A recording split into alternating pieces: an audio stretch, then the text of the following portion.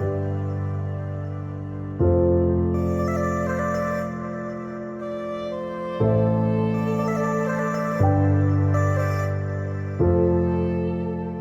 friends, welcome back to The Deeper Pulse. I'm here with you this week with another Patreon sampler.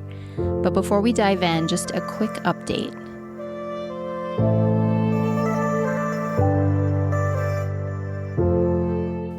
If you're a regular listener, you may have noticed that I've been on break from the main feed for quite a while now. I've been doing some behind-the-scenes work and taking some space to regroup in light of some recent pushback to this here pod. I'll share more toward the end of this episode. But for now, I want to thank patrons of The Deeper Pulse. Not only do Patreon contributions help me to keep this space editorially independent and ad-free, but more than that, I want you to know that listeners who take the time to share, support, and comment on this work, you keep me vertical. You are the thing that keeps me upright when the gale force winds begin to blow, when I feel the too muchness of cult politics, or when I feel tempted to cut and run. It's really you, the listeners out there, that keep me going. And folks like those you'll be hearing from today. Now, please keep in mind as you listen in that there have been quite literally over a dozen additional bonus episodes that have dropped over on Patreon since the last sampler appeared here on the main feed. So what you're about to hear is just a taste. Just a few pages cut from a vast library of 60-plus bonus conversations. There's a lot there, and new episodes are added weekly. Keep in mind you can explore all the bonus content that's available on a 7-day free trial. Learn more at patreon.com/The Deeper Pulse. Now on to today's Patreon sampler. The stories and opinions shared here are based on personal experience and are not intended to malign any individual, group, or organization.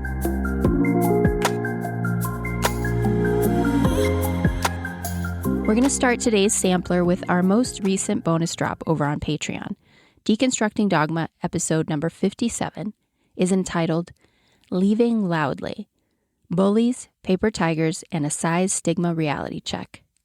It dropped this past Friday, and it's part one in a two-part conversation with Amy Van Osdal, former org teacher, data analyst, and human hardwired for justice. Amy speaks a little bit about her background and how she was raised to, in some ways, defy conventional good girl conditioning in favor of honest expression and greater understanding.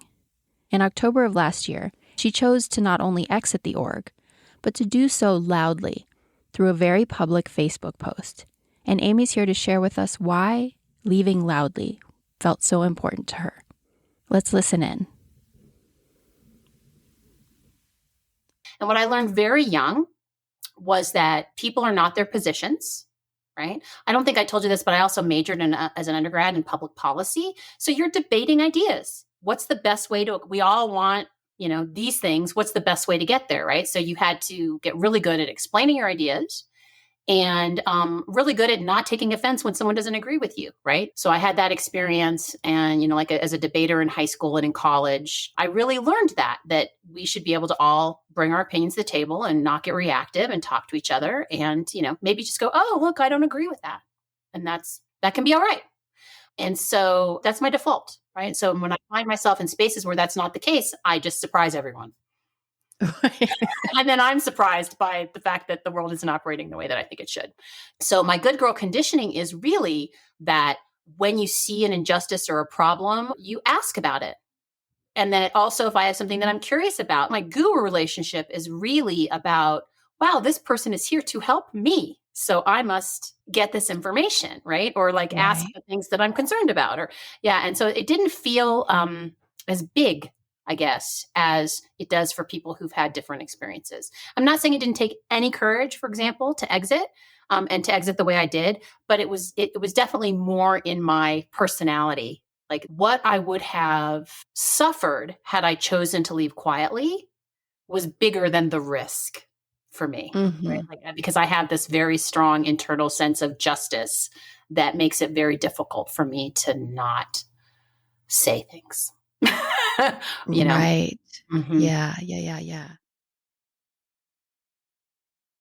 So I saw this post by this woman who said, hey, can we talk about this podcast?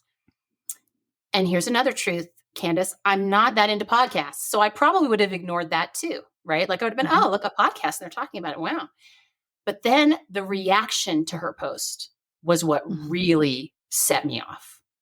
The shaming, the controlling, because remember, background, hey, let's unpack all this. Let's talk about it. What's true? What's not true? How can we improve? Right? That's my go-to attitude. And then they eventually just deleted the post. That day, I started researching how can I continue to teach? Because I work at a rec center, so I really need to have some kind of credentials, right? I mean, I have 15 years of teaching. Maybe I don't need that, but there I do. And I decided to start my ACE certification that day.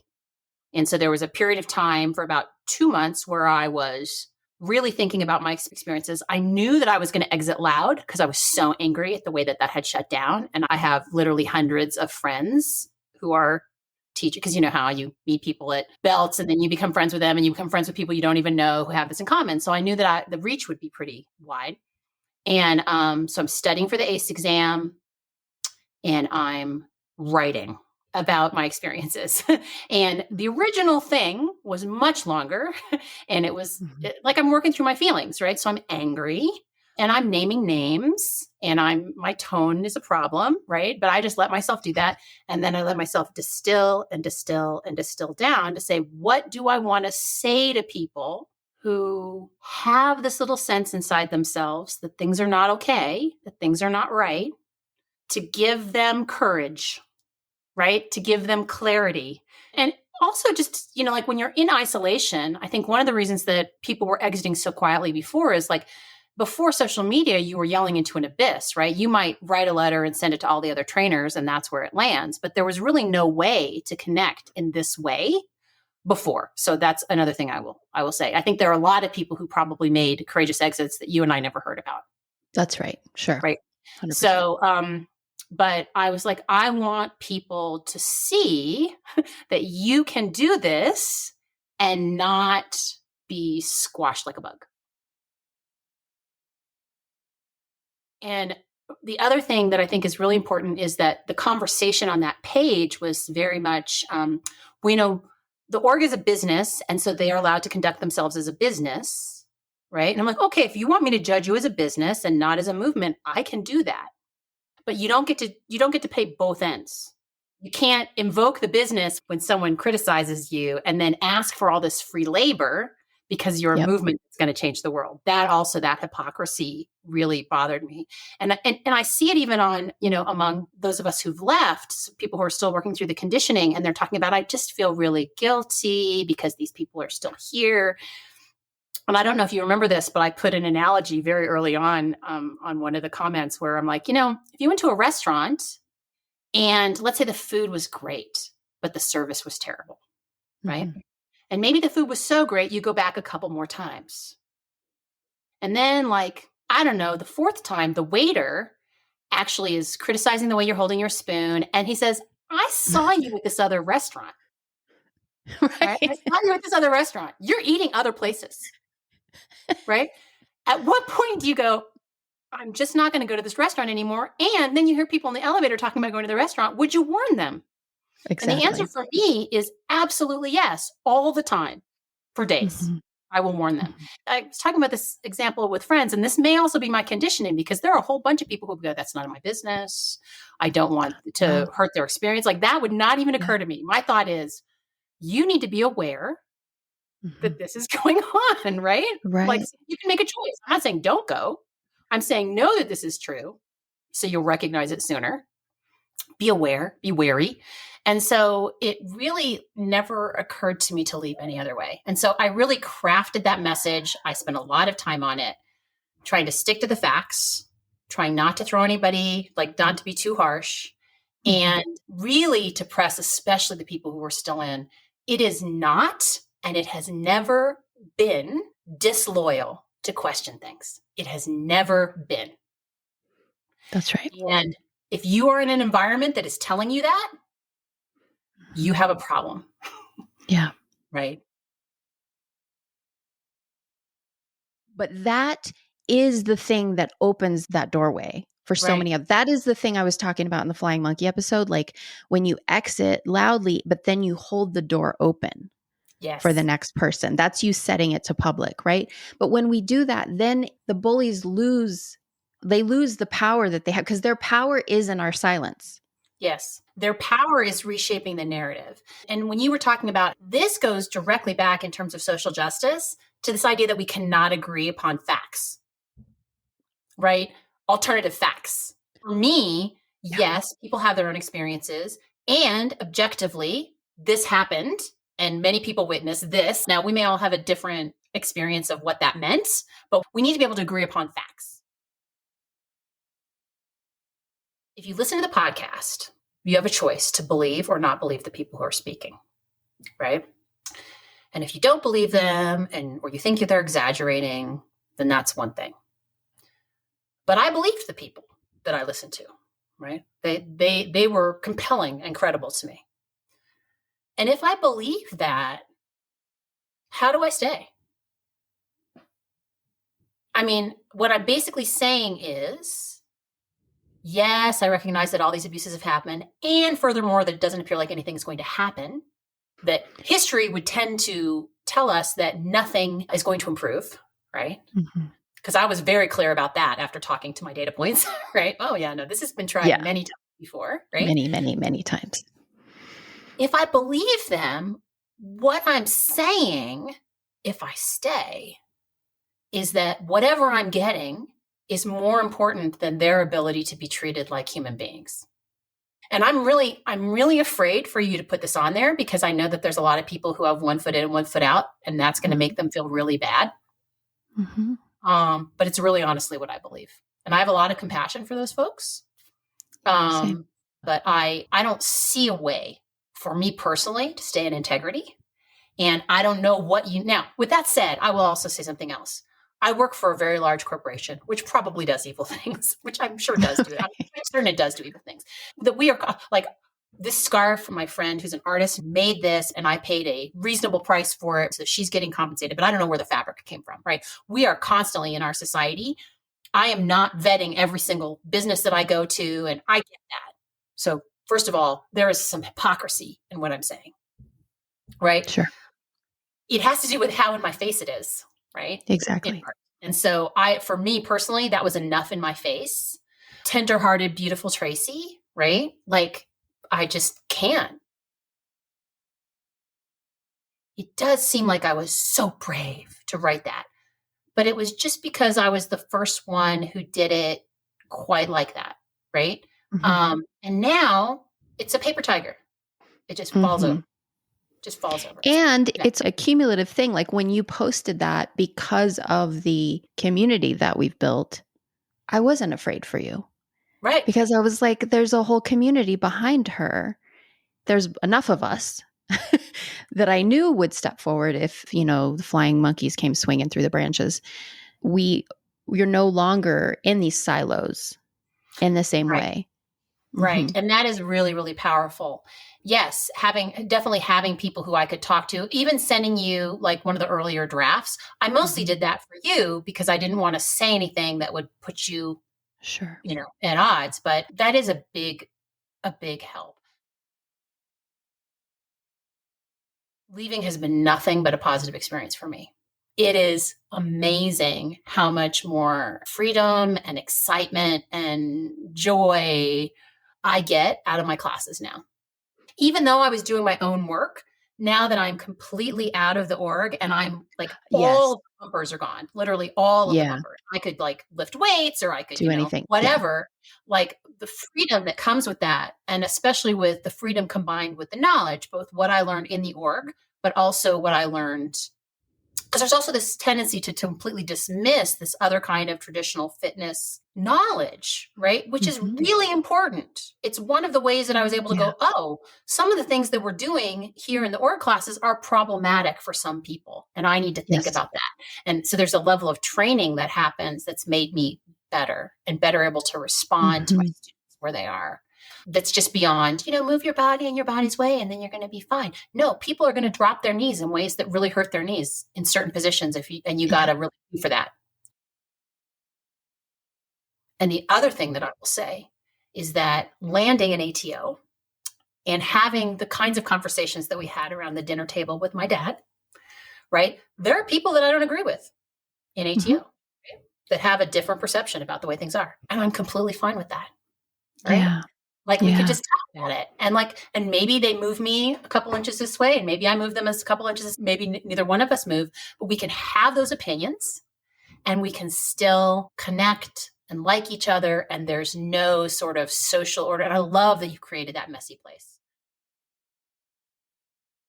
Amy also had a few things to add as a follow-up to our recent diet culture conversations.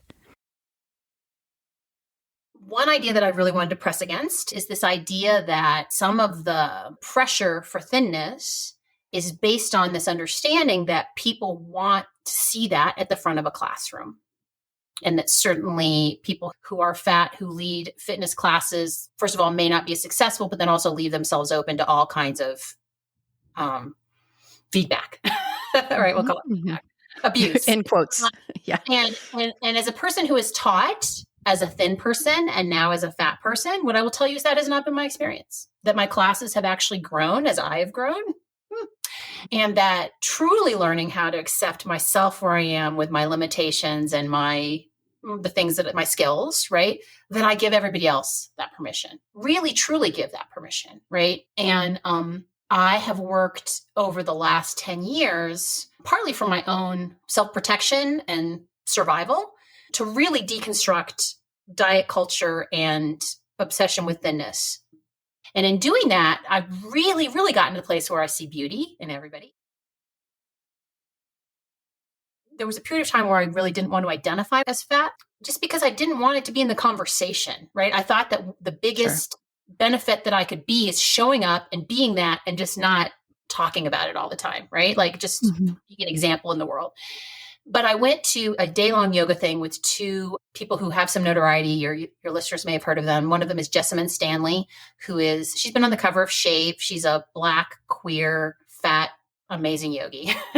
And another woman, Dana Falsetti. And it was specifically for larger body people. Now, there were people of all different sizes there, but it was specifically dedicated to fat yogis. And they were talking about doing headstands.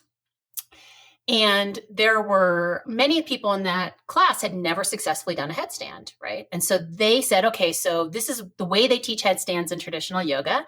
And if you're bigger, these are the things you need to think about. And this is how you change what you're doing to get into a headstand. And there were 6 people who had never done a headstand in their lives who were able to do a headstand that day. It wasn't about strength. It wasn't about, how much fat they had on their body. It was literally about the fact that when you only have these narrow, acceptable bodies, then you don't know how to evaluate and help them, right? And it isn't like only fat teachers can teach that, but fat teachers have to exist in enough numbers. That's right. Right? For thin people to be able to then be able to do that too. And I don't view that as co-optation. I view that, that's fine. I want every instructor to be able to do that. And that was one of the beautiful things about my first teacher, my first org teacher, was that she really embodied that to the point that it was a while before I realized that that wasn't something that percolated up in a real way. Right. So I believed what I was being told, and then it was being reflected to me, and it took me a while to not recognize it. There was also, when I first started, a fair amount, like I had a lot of body shame and a lot of things that made it easier for me to ignore those little bits that were around the edges. Sure. So, and it's the same thing, like when the org first started talking about diversity, equity, inclusion, it isn't just because it's the morally right thing to do, because it's the kind thing to do. It's because it actually makes us better. And you have to really believe and understand that. Right? Part 2 with Amy Van Osdal drops later this week.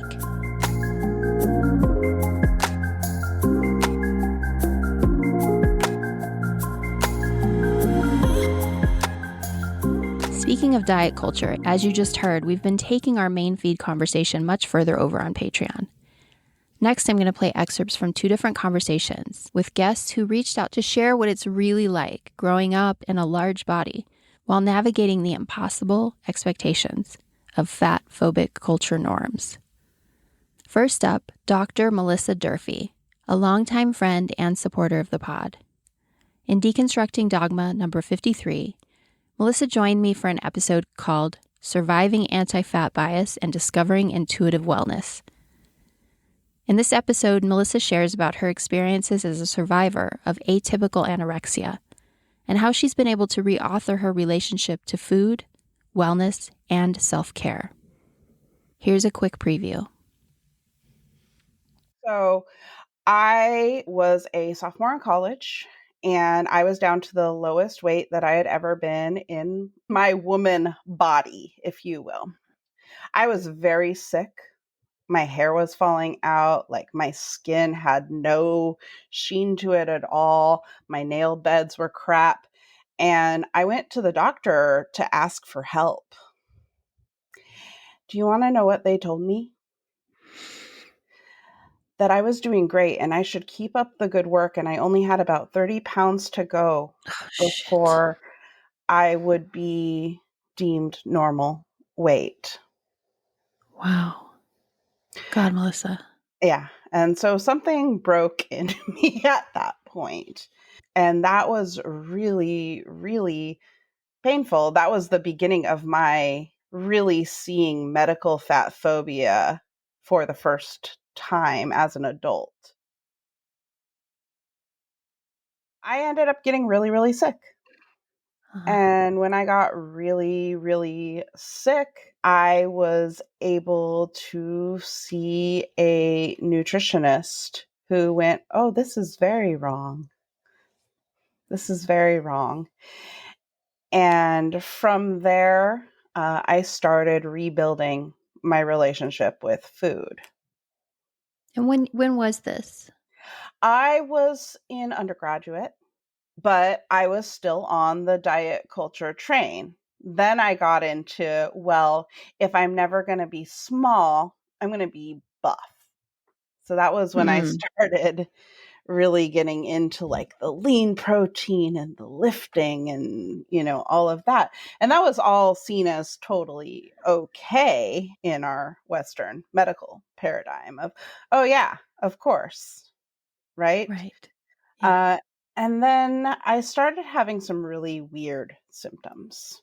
And I can't tell you to this day whether or not it was the weird nutrition I was doing that set this off, or this was just the time that it got set off. And I ended up testing for some autoimmune challenges. And that was really when I decided I needed to have more grace for my body and let my body be, because I had a illness and it finally got through to me that I cannot control my body size. That because of this genetic disposition, that this is just me. My doctorate is in acupuncture and Chinese medicine. However, my specialization is in integrated health. And I did a lot of my work in the realm of medical fat phobia. I learned so much about what I thought was only a me problem, Right. finding out that it's much, much more systemic than I even thought. Yeah, of course, there's books and there's blogs and there's podcasts, but this is actual like scientific evidence that folks in larger bodies get treated differently in medical situations. And folks who fall into the overweight or obese category, which I don't like to use that word, but that's a whole nother conversation. They tend to have a lower rate of self-care in general, which leads to higher rates of anxiety and depression than their thinner counterparts, which is really, really heartbreaking and upsetting, because when surveyed, these folks felt like they didn't deserve to take care of themselves because they didn't fit into, what deemed care. And that breaks my heart. That's one of the reasons I do what I do, because I fully believe that everybody deserves to take exquisite, amazing care of themselves. Yeah. Well, I think you underscore a really important point around the way that culture shapes our beliefs and our behaviors.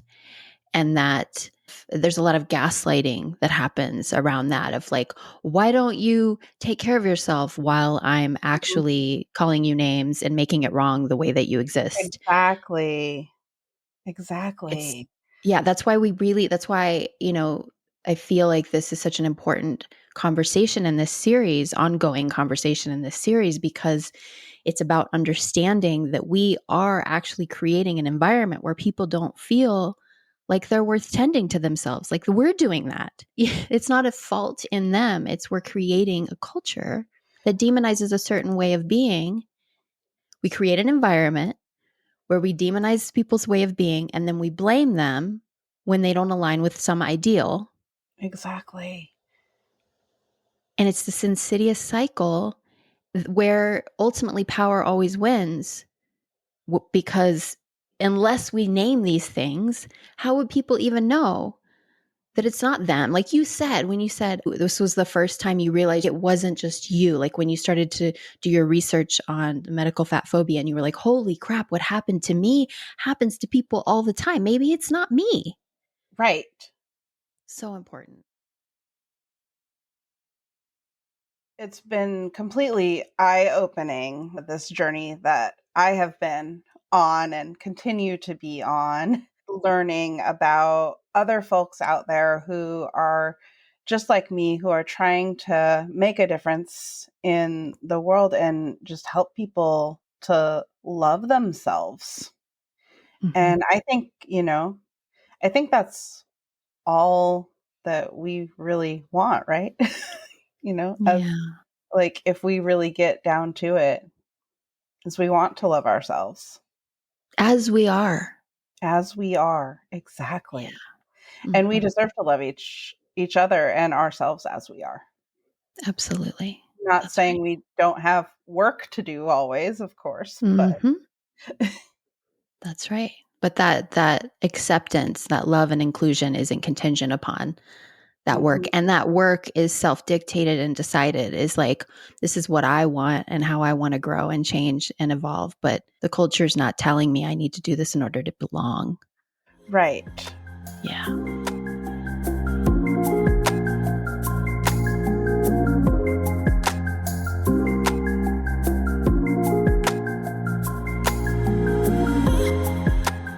A few weeks later, I sat down with a new friend of the pod, Sarah Avery, who shared about her life in Embodied, as well as her activism work, and how and where the two intersect. It's an insightful and empathic conversation, and Sarah really inspired me to ponder the way that meaningful activism is really all about connection. Here's a sample of Deconstructing Dogma number 56 with Sarah Avery, What My Body is For, Self-Acceptance and Embodied Activism. A quick heads up, we did have some tech issues, so the audio from our conversation is a bit compromised. Thanks in advance for your understanding. And so, what was it like for you to hear some straight size women talking about these things? Was that like a mixed bag experience? I'm really curious from your perspective. I want to know what was of interest and also what are we not talking about? What are we missing? Where did we miss the mark? Anything you want to add in that regard? Yeah, well, I will say that it was wonderful to hear you talking about it because I think this is a thing that, has been very painful for me. And I think probably everyone who looks like me. And so I remember hearing in one of the episodes you talking about being allies. And I was like, yeah, I'm an ally. I try hard to be an ally, at least to lots of communities. And then I thought, oh, wait a second, they're talking about being an ally to me. Mm. Oh, well, that's weird. And then I thought, well, what is incredibly helpful to me when I'm trying to be a good ally is listening to people in the communities to which I'm trying to ally. And so I thought, oh, well, maybe I could say something. Maybe I could share my experience and maybe that would be helpful to other people. So, um, Absolutely. yeah. So I think that's what led me to reach out or through our friend. I really lived my whole life in a fat body. And so, I was kind of thinking through this before we were going to talk. And And I was realizing this really is my whole life experience. I think I had a pretty typical experience as a fat kid. I was bullied in school, although they called it teasing back in that day, and nobody was making any school policies against it. It was just the way it was. And so there was a kid in my elementary school who all the way through elementary school called me the 10,000-pound bowling ball.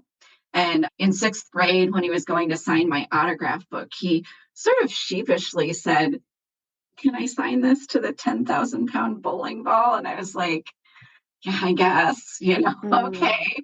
And then my very first day of junior high, my mom had made this dress that I loved. It was like a sundress with like spaghetti straps. It was pretty. It was blue and white. It had a ruffle.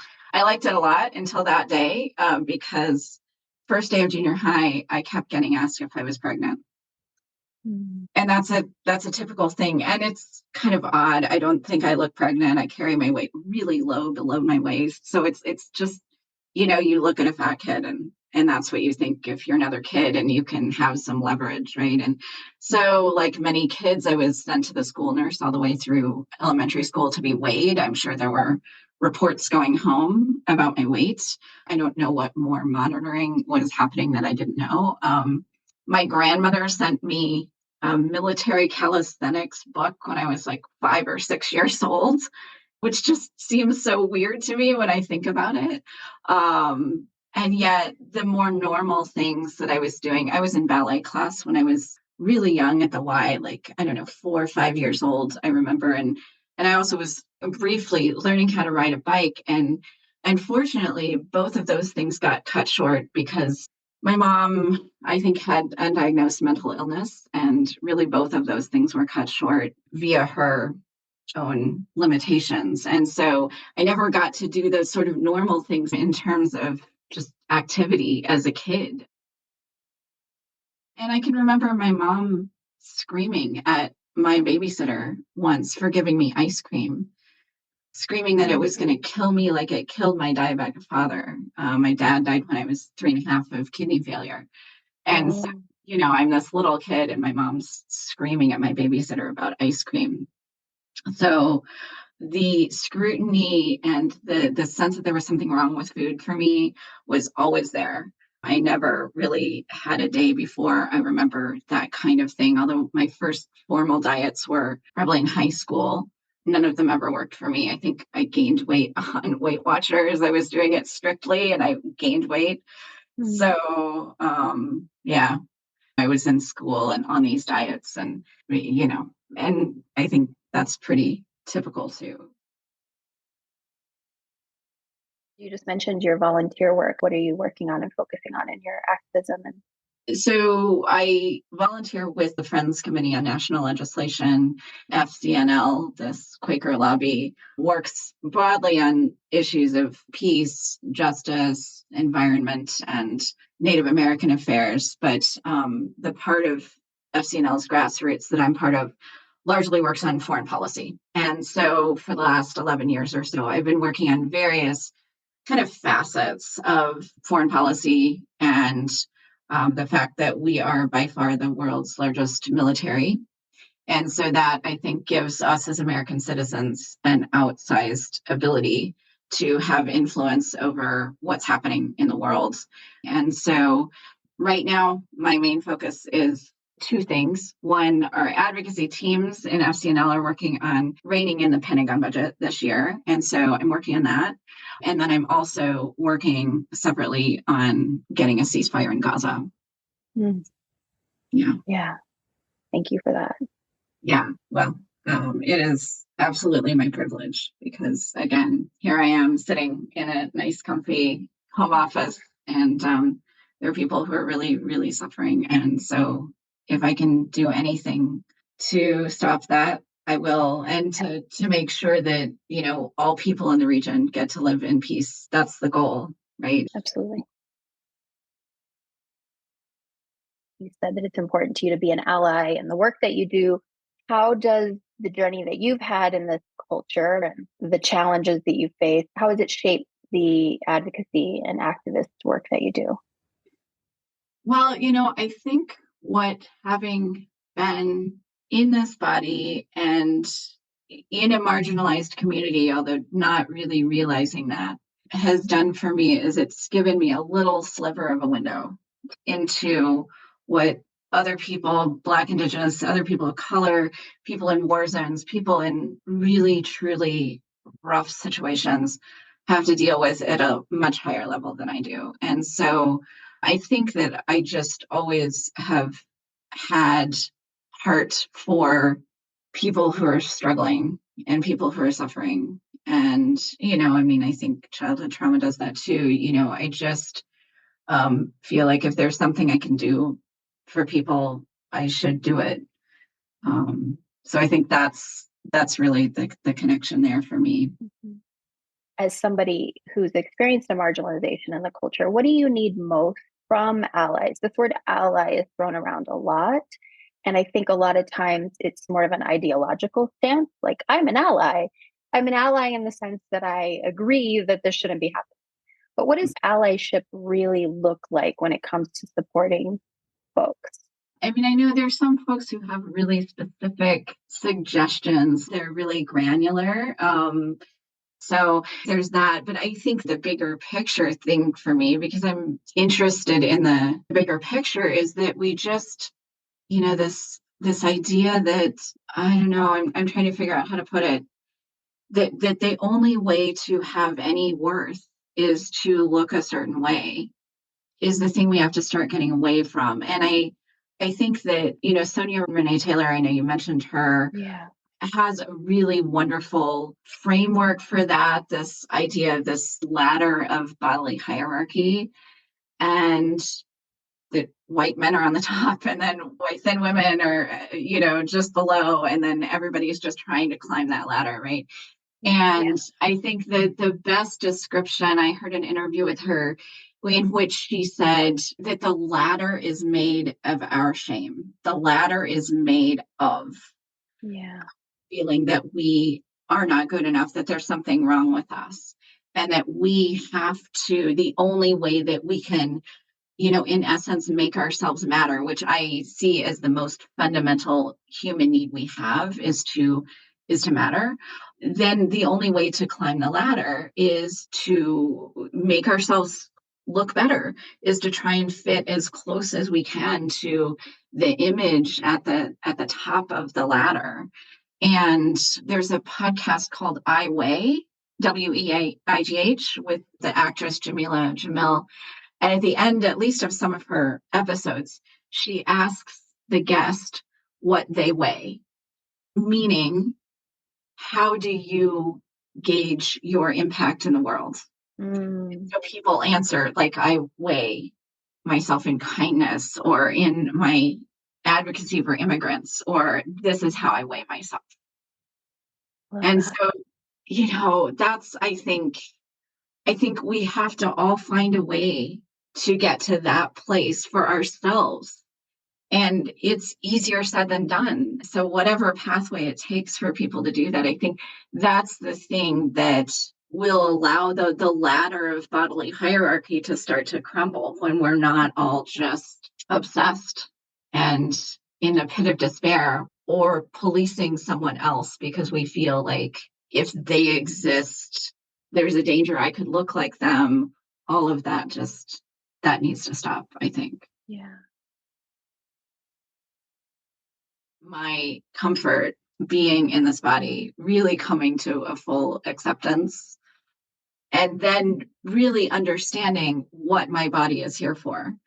My body is not here to be seen. It's not here to be a pedestal on a magazine cover, on anything. My body is here for me to be able to get stuff done, to be able to do my work, to be able to do my advocacy, to be able to go hike on a trail in Colorado, because I'm so privileged to live in Colorado. That is what my body is here for. And I am truly, deeply grateful to my body for everything it does for me. If you told me I would get to that place, I would not have believed you. So, yeah. I love that.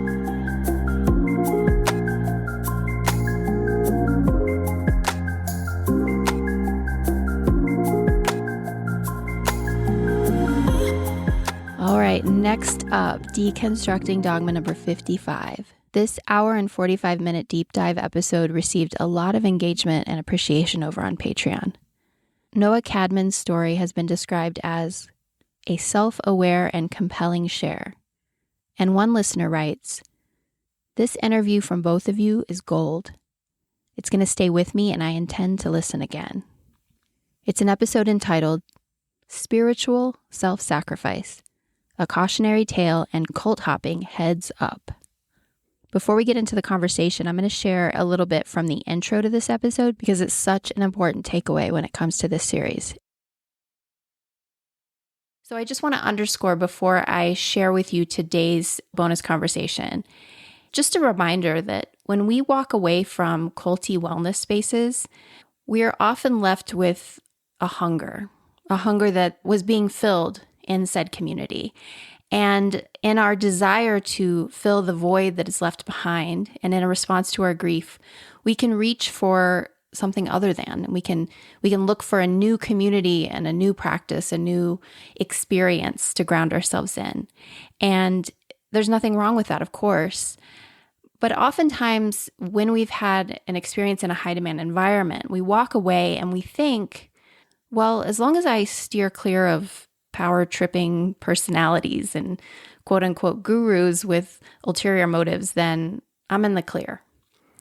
And this is certainly solid advice. But if you've been listening in on the culture series, you know that the dynamics that create these problematic experiences, they go much, much deeper than that. And so rather than focusing so much on the individuals at the center of the leadership narratives, I just want to remind us all to just be super conscientious about how easy it is to, for example, romanticize ancient healing traditions, especially those that come from cultures other than our own. It's very easy to think of the exotic and to pedestalize it in a way. And just a reminder that historically, all across the world, shady power structures have been operating for centuries. That no spirituality or religion that has been created by humans has been done so in a vacuum. And that things like thought-terminating cliches and spiritual bypassing and overt coercion, as well as soft power manipulations, the patriarchy and these capital C cult dynamics of supremacy and what have you, they're also baked into the cake of whatever practice we're learning about. And so despite the best intentions of those leading, it's very possible, and you might even say statistically probable, that groups are going to employ the same strategies that have been passed down for millennia. It's important to not gloss over and idealize the context in which they were born. And cult dynamics, in the way that we define them in this series, the more nuanced definitions where we look at the undercurrents that are guiding our interpersonal relationships, these dynamics have been internalized every damn where. And so the reason I mention this is because I really relate to the story that you're about to hear today that reminds us that it's not enough to just walk away from this group or that group, and it's not enough to trust in people's good intentions. Whether we are trusting ourselves as a facilitator in terms of what we're creating next, or trusting someone else to lead us, because we all must take time to unlearn and learn how to do different and better when it comes to this stuff. Because if we don't, we unfortunately and inadvertently end up passing along similar harms that we ourselves experienced. Today's episode is really an illustration of what can happen when hyper-spiritual ideals wed us to impossible or unrealistic standards that sideline our individual needs for the sake of, quote unquote, the work, and in some cases ask us to invest our hard-earned money or countless hours of free labor in a utopian vision that, in the end, benefits mostly, if not only, those at the top who are calling the shots. Folks who mean well, but are very often so high on their own supply that they can't even see the harm that results from their good intentions. And it is once again with deep compassion and honesty that we speak openly about an experience involving former colleagues at the org, and after the org story that went awry. May we all learn from these experiences and strive to do better. Now let's hear from Noah. What I want to share is also a cautionary tale. Because seeing all the patterns that happened and were repeated, and how everybody isolated didn't even know that the same thing was happening. Like it's an MO, systematic. So I was like, this is amazing how even if it's a new org, the behavior is the same / even worse. So that's why I really wanted to come on. And it's also like a shout out to those who did step out looking for greener pastures. Yeah. That, you still have to have your antennas out and double check that you're not just falling into another another culty org. Yeah.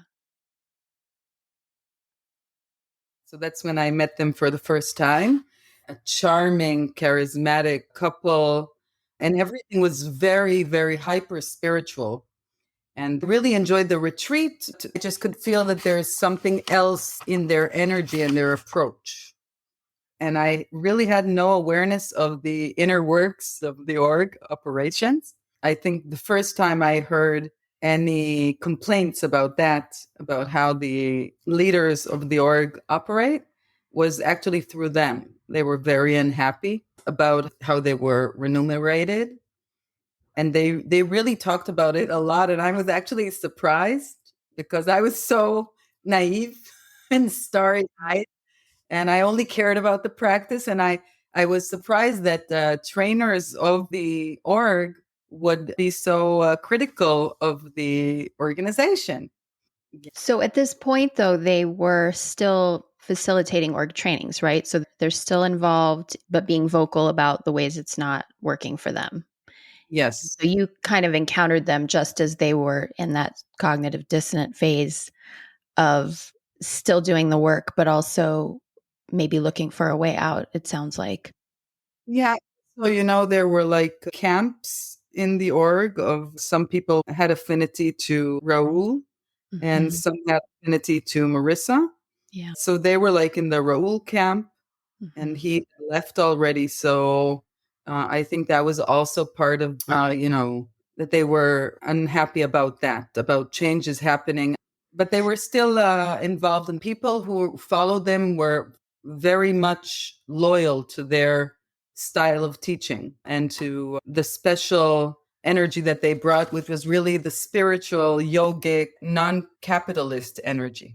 They really emphasized that they are not taking the things that they viewed as negative from all the practices that they trained in or taught, and that this is an opportunity to create something from scratch where they only choose the best of all things. And it seemed very sincere and genuine that it was not about the money.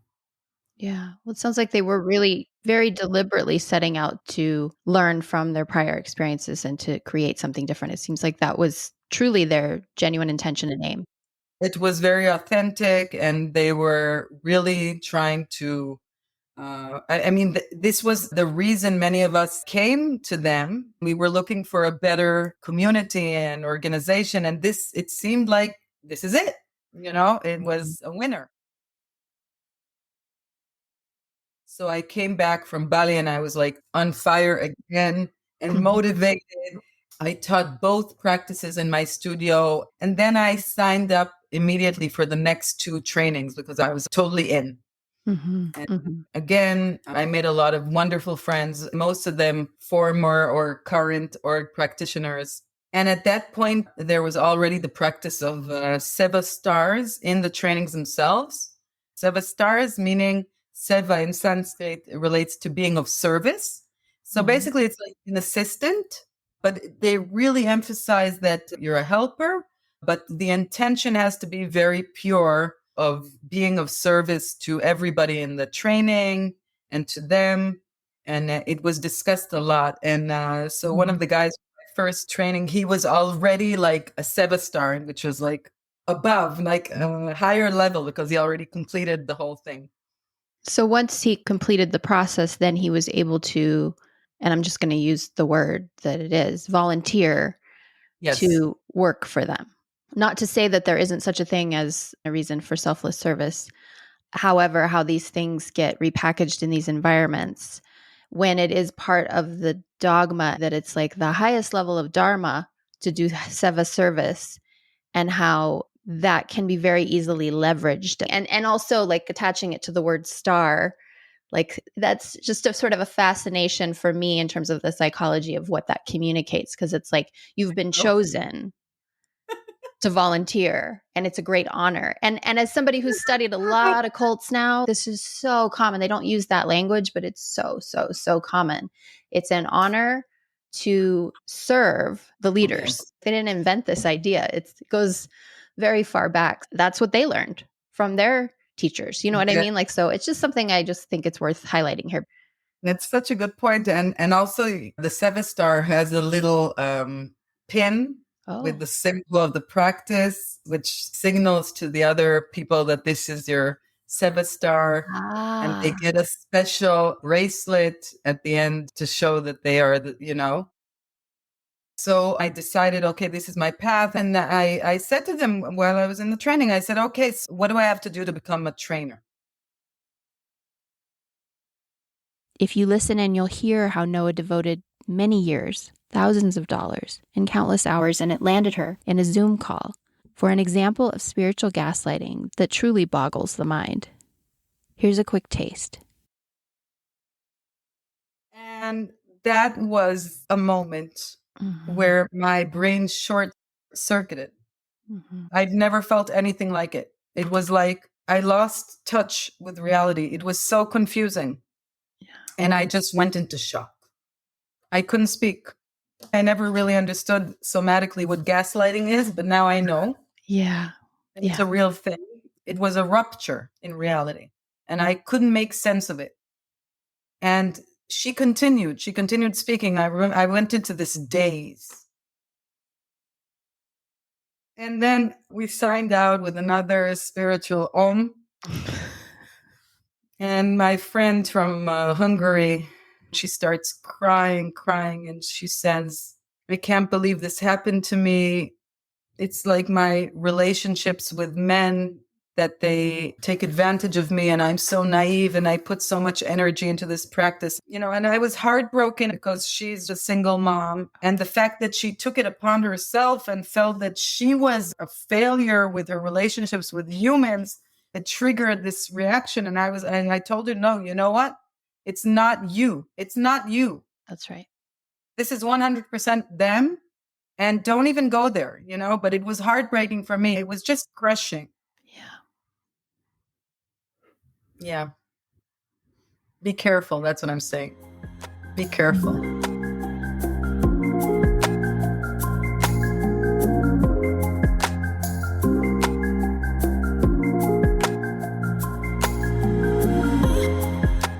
Okay, one final preview. This one's from a solo episode that I released on March 14th as part of a new unscripted Patreon solo series that I call Subject to Change. The episode is entitled The Bully Pulpit. It's a behind-the-scenes update and an impromptu riff on somewhat painful realizations I've been having around what it really means to blow the whistle, stand up to bullies, and take on psychosocial systems that reward silence and misinformation. And it's really the perfect way to wrap this sample because it points directly at where we're going to be heading as the series continues in the coming weeks and months. As promised, today I'm coming to you really sort of rough around the edges in terms of what I want to say, all that I've been grappling with over the last few weeks. And it's so muchness. There's just so muchness that I feel like I just had to sit down and push record today, even though I'm not really sure exactly where this is going to go. And I do have some specific topics I want to touch on to bring you up to speed with what's been happening behind the scenes. You may notice that I haven't been on the main feed for almost 5-6 weeks now. Part of that is just the natural flow of things. I like to take long breaks from time to time. But another big part of that is because we released an episode on Patreon which was a 2-hour dialogue that Tracy and I had where we really spoke off the cuff. And we received some backlash, which I've spoken to already a little bit here in this portal. And I want to give you a little bit more information about that, not to go into the narrative around what went down, but just to say that the backlash that we got is part of what I've been processing, this larger thematic that puts the cult in culture, wherein people leverage their influence or their income or their position of power to silence others. This sort of bullying behavior where if you don't zip it, then I will crush you, essentially. I grew up in a very unsafe environment. And so I sought out wellness spaces that offered the promise and the solace of safety. And then I was re-traumatized in those environments. And then I'm stepping into the real world and I'm realizing like everywhere exists the threat of harm. And that what we're doing here is not trying to create a world where harm is something that never happens, but trying to normalize the fact that we experience it and that we're not ever going to reach some superhuman capacity where we don't experience it. And so we need to talk about it and we need to grapple with the feelings that we have around it. And we need to be able to be visible in that. But that visibility is challenged by structures that reward silence. They reward it in terms of belonging, like keep it zipped and you can stay in this group. They reward it in terms of when you become a whistleblower, raising my hand, there are channels through which people with enough privilege, power, and money can put you through the ringer. And that's just the truth of the matter. And we see this in cult doc after cult doc after cult doc. When threatened, people in positions of influence will sue the people who are speaking out. And they have mechanisms that support this. And this was one of the sort of sobering things as you do research into this stuff. It's like NDA agreements that people can be forced to sign or invited to sign, coerced into signing, non-disparagement clauses, such as the one that exists in the org teaching contract, which, as I understand it, once you're no longer a teacher, it doesn't apply. But this idea that you can build in a structure so that people can't actually use their voices. There are many ways in which the mechanisms of control show up in our culture. And just because something is legal, that doesn't necessarily mean that it's right. I mean, shit. Look at colonialism. Look at the civil rights movement and the laws that had to be disbanded. Laws are created by humans with power agendas. And right now we see the right-wing movement trying to institute laws that basically reinforce these cultic dynamics and these capital C cult systems and influencing the masses in such a way that they're actually advocating for the subjugation of people around them and in some cases themselves. I mean, it's wild. And we're going to go way into this when Nikki G comes back onto the pod. But speaking of Nikki G, actually, when we had our meeting with the lawyer, it just so happened that I had a planning meeting with Nikki right after the call with the lawyer. And when I got on the call with her, she knew that we had been consulting with a lawyer. And so she was offering her empathy.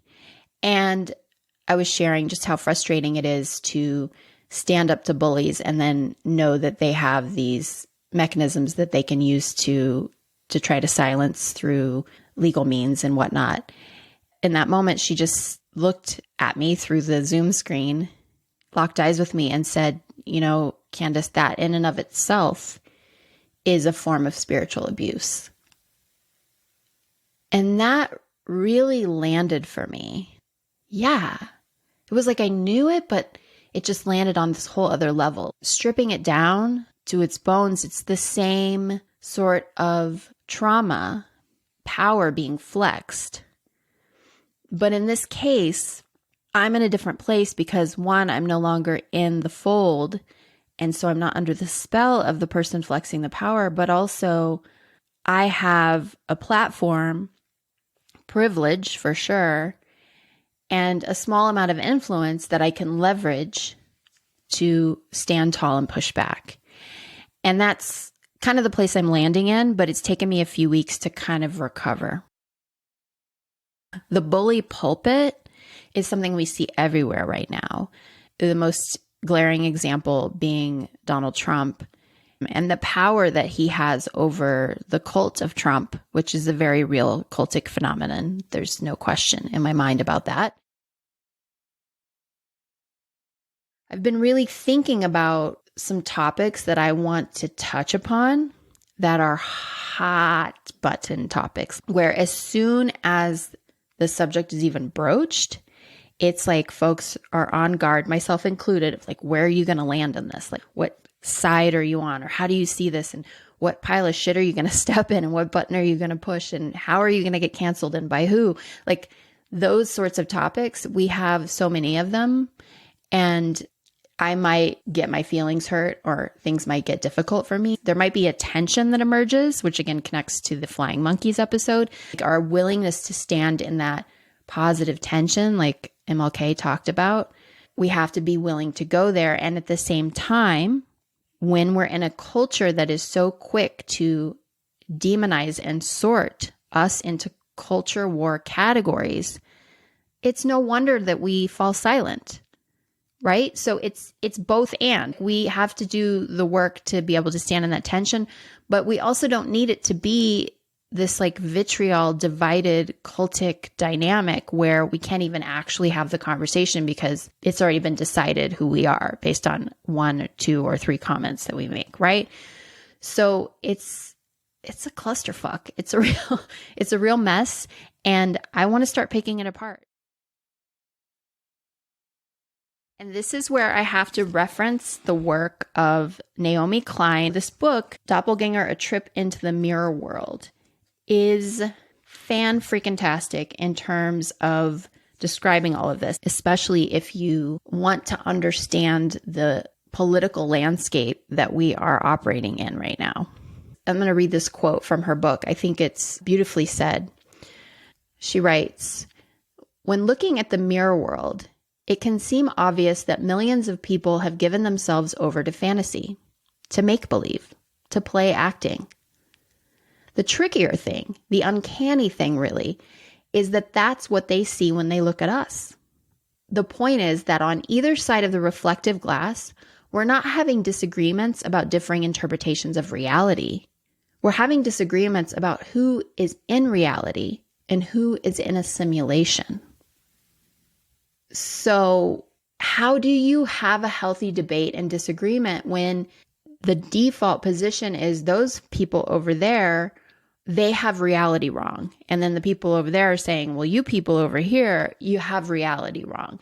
And we're saying you're functioning in indoctrination and these, old paradigm systems and this fascist protocol. And then on another side, they're saying, you're being indoctrinated into the cult of anti-racism and the cult of LGBTQ+. Like they're basically flipping the narrative and taking the very things, the tools of social justice, appropriating them and making themselves the victim, which episode 59, right? Victim shaming.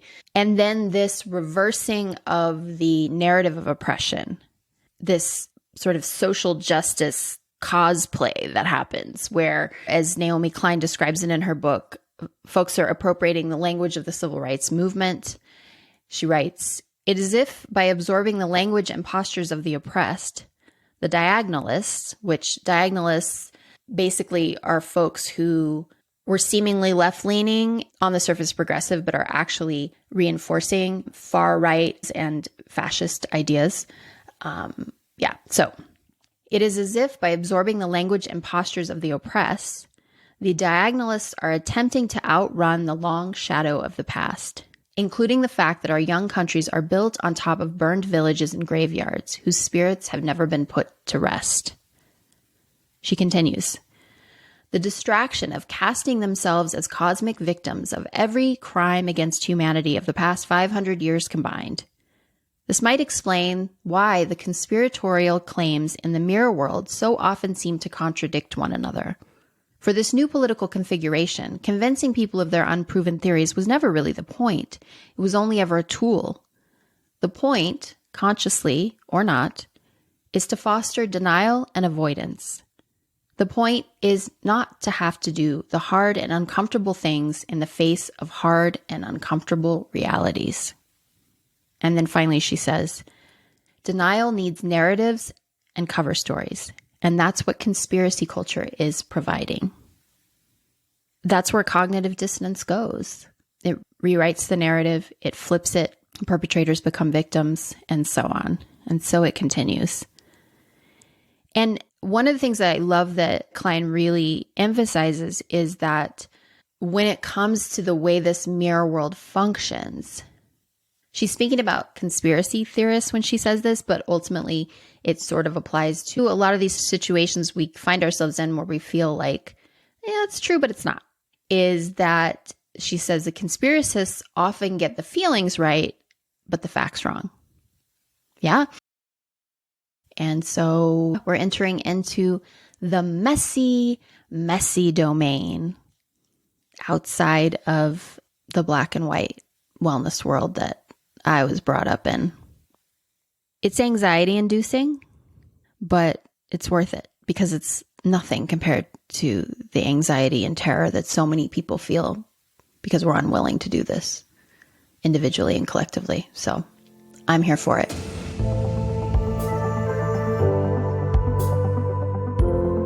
Thanks for listening. And remember, you can listen to the full-length episodes over at patreon.com/The Deeper Pulse.